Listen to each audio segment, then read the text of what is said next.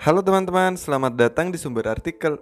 Jangan lupa tekan tombol subscribe ya, dan aktifkan lonceng notifikasinya, agar apabila channel ini mengupload konten terbaru, kalian tidak akan ketinggalan. Dan jangan lupa juga video kali ini di-share ya, agar teman-teman kalian bisa tahu juga tentang novel ini. Selamat mendengarkan. Novel Bidadari Tak Bersayap episode ke-21. Ternyata mobil itu mengikuti mobilku, berarti ada sesuatu, ucapnya. Joe langsung menuju mobil Derby yang terparkir di tempat parkir. Dia memasuki mobil tersebut dan menuju ke tempat Tante Rena untuk menjemput Salsa. Sedangkan mobil yang dikemudikan oleh Derby melaju terus menyusuri jalan beraspal menjauh dari keramaian. Derby berhenti di pinggir jalan, di sebuah jalan yang agak sepi. Mobil merah itu berhenti juga. Derby keluar dan mendekati mobil merah itu. Derby mengetuk pintu mobil tersebut. "Keluar loh," ucap Derby.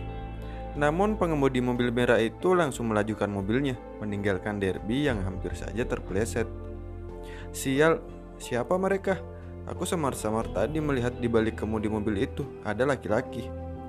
Derby kemudian masuk ke dalam mobilnya dan melajukannya menuju apartemennya. Kemudian ponsel Derby berbunyi. Dia mengambil ponselnya dan meminggirkan mobilnya sambil menerima panggilan masuk dari ponselnya. "Halo," ujar Derby. "Halo Pak Derby," kata Mr. Robert. "Gimana Tuan? Ada orang yang bernama Budi di perusahaan Tuan?" "Ada Pak, tapi dia sudah mengundurkan diri 3 bulan yang lalu. Pak Budi ini berusia 52 tahunan, dan yang bekerja di perusahaan saya itu yang bernama Budi cuman ada satu, yaitu Budi Pradono ini." "Mengundurkan diri?"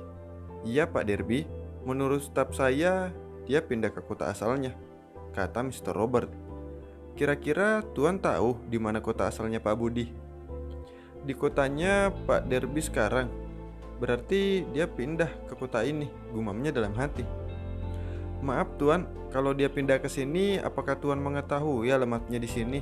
tanya Derby pada Mr. Robert. "Kata staf saya, Jalan Pelamboyan nomor 20. "Oh iya Tuan, terima kasih banyak atas informasinya." "Sama-sama Pak Derby." Kemudian telepon dimatikan oleh kedua belah pihak. Derby langsung menelepon orang suruhannya dan menjelaskan untuk mencari tahu kebenaran yang tempat tinggal Pak Budi itu. Kemudian Derby melajukan mobilnya lagi menuju apartemennya. Joe memasuki halaman minimarket es dan memarkirkan mobilnya di tempat parkir. Dia tidak turun dan langsung mengambil ponselnya. Joe memencet nomor telepon Derby. Tak lama panggilan Joe tersambung. "Halo Joe," ucap Derby. "Kamu di mana sekarang, Der?" tanyanya. "Aku di jalan mau pulang ke apartemen." "Terus gimana dengan mobil merah itu?" "Nanti saja aku ceritakan ya. Sekalian aku mau kasih tahu kabar tentang Pak Budi yang kamu cari itu." "Jangan pulang dulu, Der. Kita ketemuan di tempat biasa." "Ya udah, aku tunggu di tempat biasa ya," ujar Derby langsung memutar arah ke restoran favorit mereka. "Mudah-mudahan kabar baik," gumamnya sambil mematikan ponselnya. Dan kemudian dia melihat Salsa berjalan keluar dari minimarket es dengan seorang gadis menuju tempat parkir. Joe kemudian keluar dan memanggil Salsa. "Sayang," tegurnya pada Salsa sambil berjalan menghampiri Salsa dan Luna. Salsa dan Luna menoleh. Salsa tersenyum pada Joe. "Itu Joe Musa," ucap Luna. Salsa hanya tersenyum dan menganggukkan kepalanya. "Ganteng sah," ujar Luna tersenyum sambil menyenggol Salsa. Salsa hanya tersenyum saja mendengar ocehan Luna. "Udah ketemu dengan Tante Rena?" tanya Joe pada Salsa. "Udah Mas." "Oh iya Mas, kenalkan ini sahabat Salsa Mas," katanya sambil menoleh pada Luna. Luna mengulurkan tangannya disambut oleh Joe. "Luna," ujarnya. "Jonathan," sambungnya. "Gimana kalau kita pulang barengan aja? Sekalian kita makan siang. Sebentar lagi kan waktunya makan siang," ujar Joe. "Boleh," kata Salsa. "Tapi aku bawa mobil sah," kata Luna. Tinggalin sini aja, biar kita berangkat sama-sama," kata Joe dibalas anggukan oleh Luna. Kemudian mereka memasuki mobilnya Joe. "Sepertinya aku gak asing dengan mobil ini," ucapnya. "Maaf Mas Joe, mau tanya ini mobil siapa?" "Mobil aku lah," ujarnya tersenyum. Oh, kata Luna masih heran. Kenapa nah? Kata Salsa. Nggak apa-apa, cuma nanya aja. Karena aku merasa nggak asing aja menaiki mobil ini. Mungkin dia minjem mobil Mas Jo atau Mas Jo minjem punya dia. Membingungkan sah, ujar Luna ceplas-ceplos. Jo hanya tersenyum dan tetap fokus menjalankan mobil yang ditumpanginya. Mobil yang membawa mereka bertiga melaju ke arah yang dituju. Sesampainya di tempat yang dijanjikan, Jo memarkirkan mobilnya di tempat parkir. Mereka keluar dan menuju masuk ke dalam restoran itu. Tapi sebelum masuk, Jo celenguk dulu mencari mobilnya, namun belum ada kelihatan. Cari apa mas? Tegur Salsa karena melihat Jo mencari-cari sesuatu. Enggak sayang, enggak cari siapa-siapa. Ayo kita masuk, ajaknya pada Salsa. Mereka duduk di meja nomor 8. Kemudian datang pelayan restoran dan mereka memesan makanannya. Sambil menunggu mereka berbicara, menanyakan satu sama lain, kemudian Luna pamit ke belakang sebentar. Tak lama Derby datang bersama dengan makanan siap sajinya. Derby terkejut melihat Salsa ada bersama dengan mereka. Dia memandang Jo minta penjelasan. Jo, kenapa Mbak Salsa ada di sini? Mana calon binimu Jo? Calon biniku udah aku antar pulang. Sekarang giliran calon bini ini, ujarnya pasti. Salsa menoleh ke arah Jo, namun Salsa mendapatkan kedipan manja dari Jo. Yang dikedip hanya tersenyum. Derby langsung duduk di depan Jo dan Salsa. Jangan mau mbak dengan dia, karena dia sudah punya calon bini, ujarnya. Derby memang belum tahu kalau Salsa adalah calon bininya Jo. Aku panggil Salsa aja ya, biar lebih akrab gitu, ujarnya. Salsa hanya mengangguk dan tersenyum. Boleh nanya nggak? Kata Derby. Iya boleh, ujar Salsa. Masih sendiri kan? Salsa tersenyum sambil menoleh kepada Jo.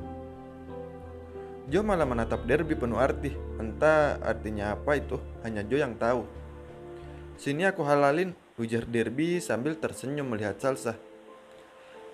Terdengar deheman oleh Jo. Derby langsung menoleh kepada Jo. Der, gajimu bulan ini keluar apa enggak ya? Ujarnya santai sambil meminum minumannya. Derby hanya tertawa kecil. Bercanda bos. Luna berjalan ke arah mereka. Luna lalu menghentikan langkahnya sebentar. Dia melihat seorang di meja tempat Salsa dan Jo duduk. Itu bukannya Derby ya? Gumamnya sambil melangkah ke arah mereka. Salsa, kita tukeran tulang yuk, ujar Derby. Salsa menoleh ke arah Derby, tapi matanya langsung melihat Luna. Begitu juga dengan Jo. Luna mengisyaratkan Salsa dan Jo untuk diam. Jangan bilang kalau ada dia di belakang Derby. Hah, maksudmu? Ujar Salsa. Aku jadi tulang punggungmu, kamu jadi tulang rusukku, kata Derby tersenyum lagi.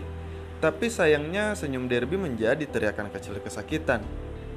Au, sakit, ujarnya sambil memegangi telinganya dan menoleh ke arah belakang. Terus aku mau kau jadikan tulang apa ha? Kata Luna sambil duduk di sebelah Derby. Derby langsung keheranan melihat kekasih hatinya ada di sini bersamanya. Sejak kapan ayangku ada di sini? Tanyanya pada Luna. Sejak tadi saat kamu ngombalin Salsa. Nggak tahu apa kalau Salsa itu calonnya Jo, ujarnya sambil melirik Derby. Jangan teman makan teman, punya teman mau diembat juga, lanjutnya lagi. Enggak beb, itu cuma candaan semata, kan aku sudah ada kamu, liriknya sambil memiringkan kepalanya ke arah Luna. Luna langsung memasang muka marahnya. Derby langsung menoleh ke arah Jo, minta kejelasan. Sejak kapan Jo, calon binimu ini adalah Salsa? Jo dan Salsa saling berpandangan kemudian tersenyum. Ya udahlah, gak usah dijawab. Yang penting aku senang kalau bosku ini sudah mau menikah dengan pujaan hatinya, ujar Derby tersenyum senang. Gimana jadi tukuran tulangnya? Ujar Salsa sambil melihat Derby. Jadi juga nggak ngehalalinnya? Lanjut Jo. Derby hanya tersenyum sambil melirik Luna. Luna yang dilirik pasang muka yang marahnya. Jangan marah yang beb, tadi cuman bercanda aja. Serius, ujar Derby sambil mengangkat dua jarinya. Jo dan Salsa tertawa melihat ulah kedua sahabatnya. Mereka memulai ritual makannya. Di sela-sela makan Derby memulai ceritanya. Jo, kabar tentang Pak Budi yang kamu cari itu ternyata beliau sudah pindah dari Surabaya menetap di kota ini. Joe langsung menghentikan makannya dan memandang Derby. Benarkah? Terus kamu dapat nggak alamatnya? Sudah, tapi lagi menunggu orang suruhanku untuk mengecek tempat tinggal beliau. Salsa menghentikan makannya, kemudian dia bertanya pada Joe tentang Pak Budi itu. Maaf mas, siapa Pak Budi? Oh, mas lagi mencari pamanmu yang bernama Budi, buat wali kita menikah nanti, ujar Joe sambil melihat Salsa.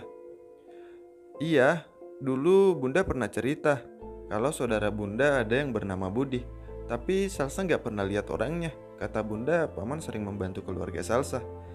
Hanya paman Budi lah yang baik terhadap ayah dan Bunda. Tapi sekarang nggak pernah lagi Bunda mendengar kabar dari paman, sampai Bunda meninggal sekarang ini, ujarnya sedih. Udah sayang, jangan sedih. Kalau orang suruhan Derby cepat mencari kabarnya, kita berdua dan papa, mama akan kesana menemuinya. Lanjut Joe menguatkan Salsa, dibalas anggukan kedua temannya. Nah, satu lagi Joe, mobil merah yang mengikuti mobilmu itu nggak mau membuka pintu mobilnya setelah dia ketahuan mengikuti mobilmu. Malah dia melajukan mobilnya sangat kencang, sampai-sampai aku mau terpeleset kesenggol mobilnya, katanya panjang lebar. Tapi sekilas aku melihat pengemudinya, seorang laki-laki. Aku juga tidak tahu apa motif mengikutimu, lanjutnya lagi. Aku mengira pasti ini ulahnya Cynthia, ujar Joe. Cynthia, ngapain dia? Tanya Derby. Akhir-akhir ini dia selalu menggangguku lewat telepon. Salsa langsung menoleh ke arah Joe, seakan-akan dia meminta penjelasan padanya. Tapi Joe mengerti dengan tatapan Salsa. Sayang, Cynthia itu adalah mantanku. Aku dan dia putus sudah lama, ujarnya menjelaskan pada Salsa. Iya sah, Cynthia memang mantannya Joe, tapi Cynthia sendiri yang memutuskan Joe, karena dia tidak mau diajak menikah. Tapi sekarang dia datang lagi mengganggu Joe, jelas Derby. Iya sayang, tapi aku gak pernah meladeninya, dan aku hanya milikmu, dan kamu milikku, ujarnya meyakinkan Salsa. Seminggu lagi baru sah miliknya, ujar Luna menimpali sambil tersenyum. Aduh, rasanya terbakar aku mendengar rayuannya, ujar Derby sambil tertawa.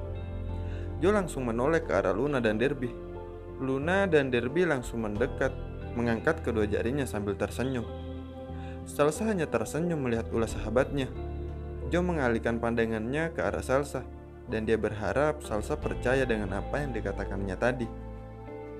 Salsa percaya kok mas, sama mas, kalau apa yang dikatakan mas tentang Cynthia itu tulus dari hati mas, dan gak akan pernah kembali lagi kepada Cynthia, ujar Salsa sambil menoleh ke arah Joe.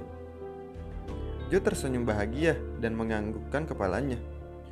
Pasti sayang, itu adalah janji mas padamu. Luna dan Derby hanya bisa tersenyum melihat pasangan di depannya. Selesai makan siang, Salsa pamit pada mereka, mau melaksanakan sholat zuhur. Kemudian Luna mengikutinya. Joe dan Derby saling pandang melihat kepergian kekasih-kekasihnya. Kemudian Joe berdiri dan diikuti oleh Derby melangkah menuju arah musola yang ada di samping restoran tersebut. Tapi sebelumnya Joe sudah membayar semua makanan yang mereka pesan. Mereka berempat melaksanakan sholat zuhur bersama-sama. Masa kalian kagak? Bersambung. Terima kasih banyak. Tunggu episode selanjutnya ya. Dan jangan lupa tekan tombol subscribe dan aktifkan lonceng notifikasinya. Dan jangan lupa juga video kali ini kalian bisa share ya, agar teman-teman kalian bisa tahu tentang novel Bidadari Tak Bersayap ini. Ceritanya menarik kok. Terima kasih banyak. Bye-bye.